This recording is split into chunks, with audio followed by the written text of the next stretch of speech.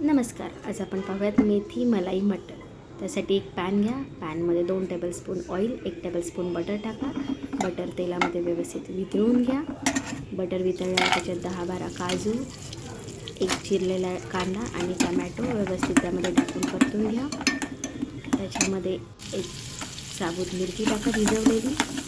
ती त्याच्यामध्ये व्यवस्थित फ्राय करून घेतल्यावर त्याच्यामध्ये 1 चमचा धना पावडर, 1 चमचा जिरा पावडर टाका.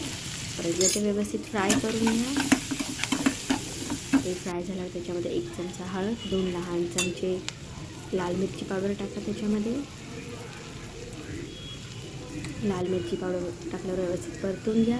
परत त्याच्यामध्ये 10-12 कढीपत्त्याची पानं, बारीक चिरलेली कोथिंबीर, मस्त असा सुवास येतो ते टाकल्यावर ते परतून घ्या. त्यानंतर मिक्सरच्या भांड्यात काढून घ्या सगळं फ्राय केलेलं आणि छान अशी स्मूथ त्याची पेस्ट करून घ्या.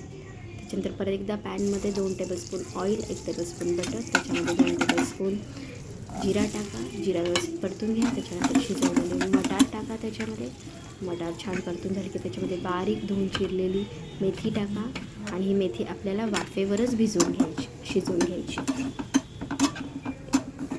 अशी की मेथी छान शिजून झाल्यावर आपण जी बारीक पेस्ट केलेली आहे मिक्सरमध्ये जो मसाला केलेला आहे तो टाका.